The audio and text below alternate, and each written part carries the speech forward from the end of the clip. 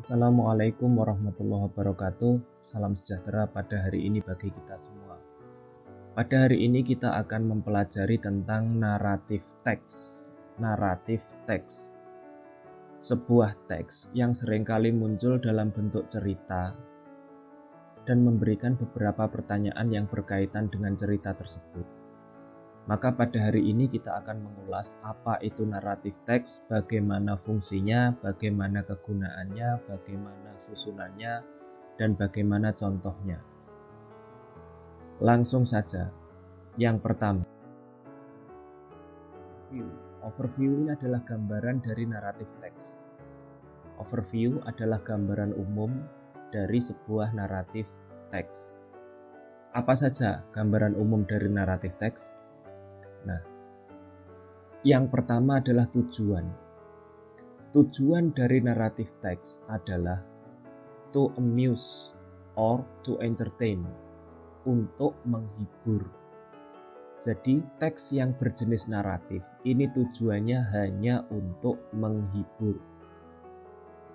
Kalau teks itu untuk menghibur, kira-kira sifatnya fiksi atau nyata?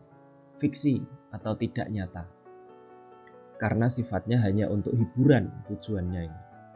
Jadi dari tujuan ini, tujuan yang to amuse or to entertain, untuk menghibur, maka sifatnya kalau untuk hiburan yang pertama adalah fiksi atau tidak nyata. Jadi teks naratif itu tidak bisa dipertanggungjawabkan kebenarannya karena sifatnya hanya untuk hiburan. Yang kedua, unclear past time. Sifat dari naratif teks yang kedua adalah unclear, artinya tidak jelas. Past time artinya waktu lampau. Jadi waktu lampau yang tidak jelas karena tidak nyata. Seperti once upon a time, dahulu kala. Long time ago, zaman dahulu sekali. Once, ya. Jadi keterangan waktunya pakai waktu lampau tapi tidak jelas kapan terjadinya. Berbeda dengan recount text yang pakai waktu lampau tapi jelas. Nanti recount text akan kita bahas tersendiri. Recount text misalkan last week, minggu lalu, lampau tapi jelas minggu lalu. Kalau once upon a time, ya, dahulu sekali, dahulu kala. Long time ago, jauh di masa lalu. Once, pernah ada. Itu kan tidak bisa dipertanggungjawabkan kapan itu terjadinya. Tapi tidak masalah untuk teks naratif karena memang tujuannya untuk menghibur saja. Jadi ceritanya fiksi dan waktunya tidak jelas. Kemudian menggunakan tenses past, bentuk waktu lampau, ya, karena terjadinya di masa lampau. Tenses past ini biasanya menggunakan simple past. Predikat menggunakan verb 2. Kalau tidak ada verb 2 menggunakan was atau were karena terjadi di masa lampau.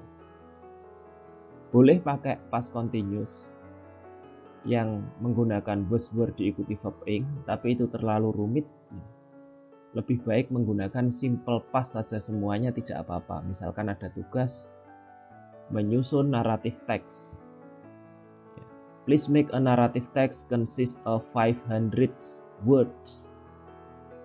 Silahkan buat naratif teks yang terdiri dari 500 kata. Maka untuk mencari amannya, lebih baik kita menggunakan tenses yang berbentuk simple past, yaitu verb 2. Kalau tidak ada verb 2 menggunakan was atau were. Seperti itu.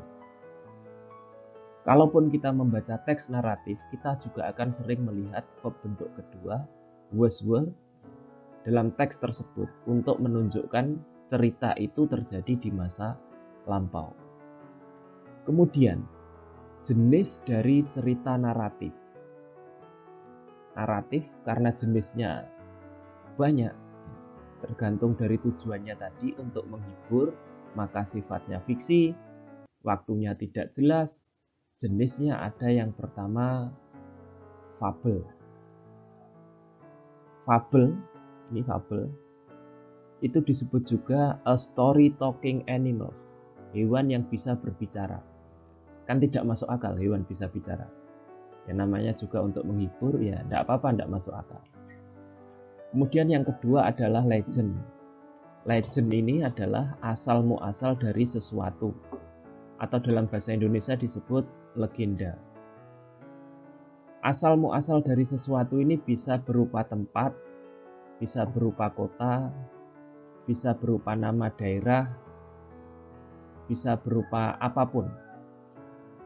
Kemudian yang ketiga ada myth atau mitos. Mitos ini juga merupakan sebuah keyakinan yang beredar luas di masyarakat yang juga belum tentu kebenarannya. Tapi tidak masalah karena tujuannya hanya untuk menghibur. Kemudian yang terakhir ada fairy tale. Fairy tale ini, fairy ini adalah makhluk halus, bisa peri, bisa jin, bisa raksasa, cerita yang berkaitan dengan makhluk halus.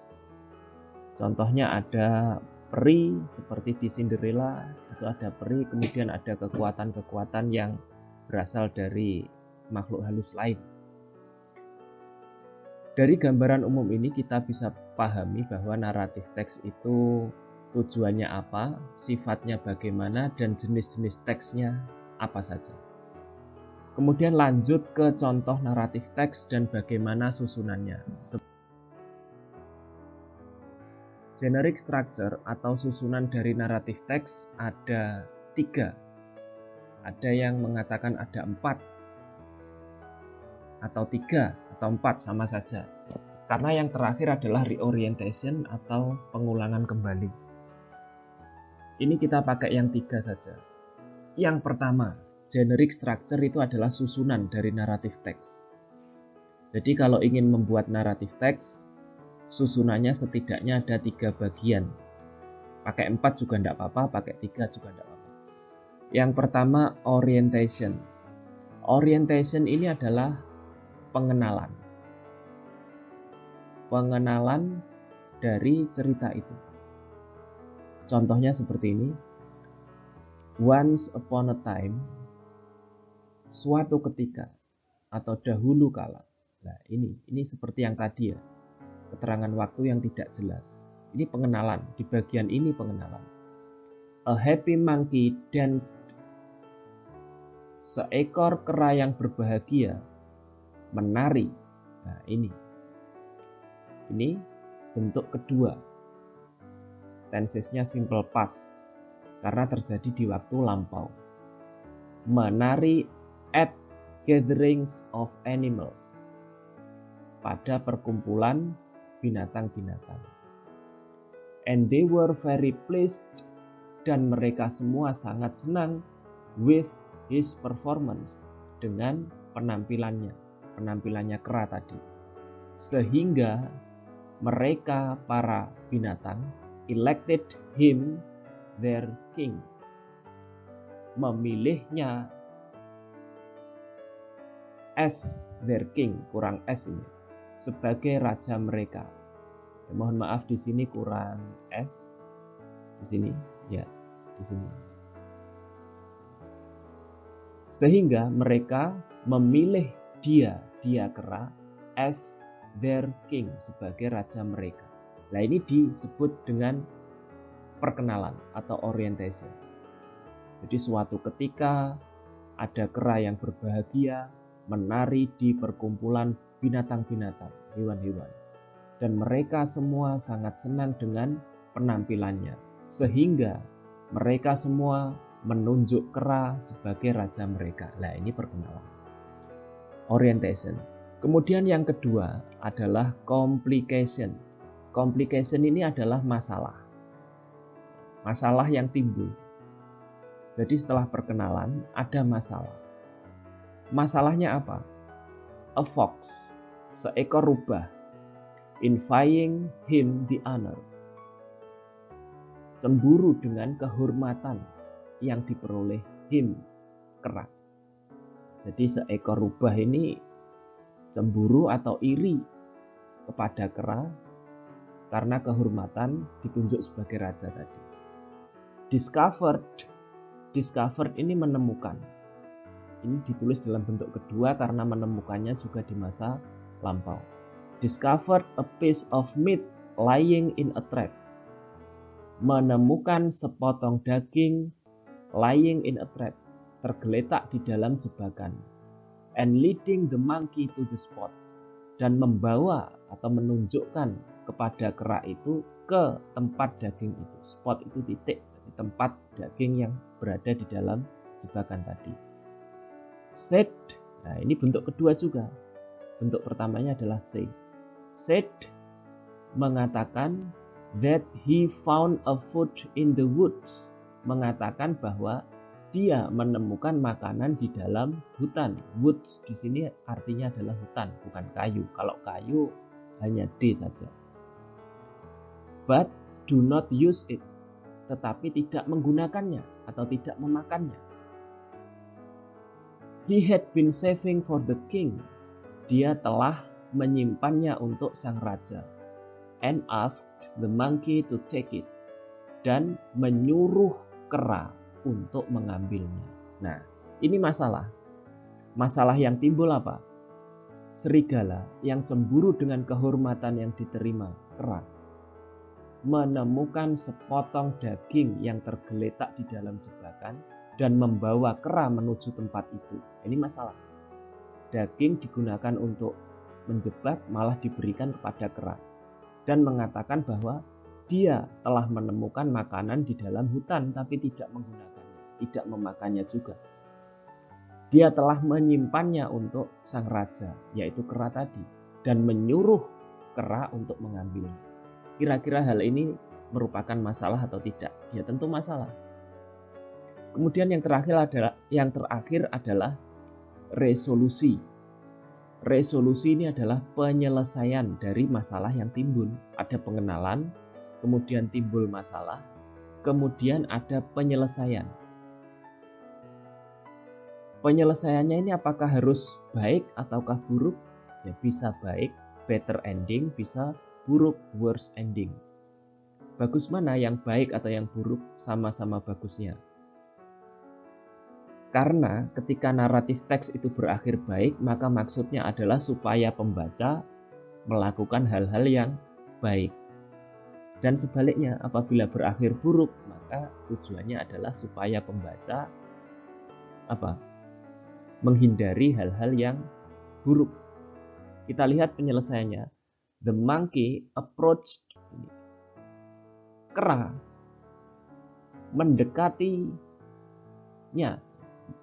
Ini mendekati makanan tadi. Carelessly, dengan ceroboh. And was caught, dan tertangkap. Ini kalimat pasif, nanti kita pelajari lagi di bab selanjutnya. Pasif past tense. In a trap, dalam jebakan. Jadi kera tadi mengira itu makanan beneran yang disediakan oleh serigala.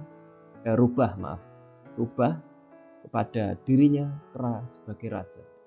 Mendekatinya dengan ceroboh dan tertangkap dalam jebakan. And on his accusing, the fox deliberately took him into a trap. Dan on his accusing the fox, dia ini menuduh rubah dengan sengaja membawanya menuju jebakan. Nah, kita lihat di sini juga past tense juga, took, dari bentuk kedua dari take, ya. Take, took, taken. Ini bentuk kedua terjadi di masa lampau. Ini penyelesaiannya. Dan kera tadi menuduh rubah dengan sengaja membawanya ke jebakan. Nah, kemudian he replied, dia membalas. Berarti siapa ini yang membalas? Rubah. Oh monkey, hai kera, dan kamu dengan pemikiran seperti itu akan menjadi raja dari seluruh hewan, tanda tanya. Nah, ini dia jawaban dari rubah. Ternyata rubah tadi hanya mengetes kera. apakah kera itu layak untuk menjadi raja dari semua hewan? Dibawa ke daging yang ada di dalam jebakan. Ternyata kera terjebak. Resolusi atau penyelesaiannya, ketika kera protes dijawab, kera dengan pemikiran seperti itu will be the king of animals. Akankah menjadi raja bagi seluruh hewan? Ini resolusinya. Ya, jadi Rubah juga tidak merasa menyesal telah menjebak kera. Ini contoh dari naratif teks berdasarkan generic structure. Nah, kemudian yang pakai empat paragraf. Yang terakhir adalah reorientasi, tapi tidak seperti itu. Kemudian yang terakhir adalah moral value. Moral value ini juga seringkali ditanyakan. What is the moral value of the text? What can we learn from the text?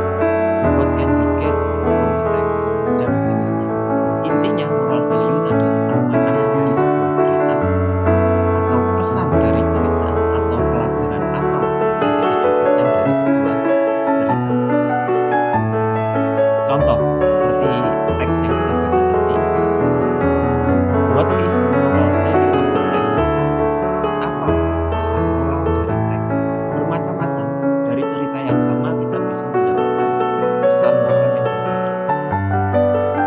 Kalau soalnya pilihan ganda juga ada pilihan metode juga. Kalau soalnya urean bebas, selagi pesan moral tersebut adalah masuk akal. Contohnya di sini, dari cerita tadi, apa pesan moral?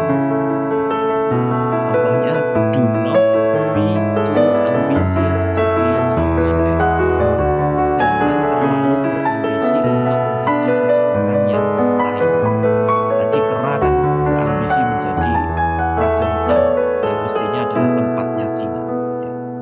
Dengan memiliki rambut di kepala saja, seekor kera tidak akan mungkin berubah menjadi seekor singa.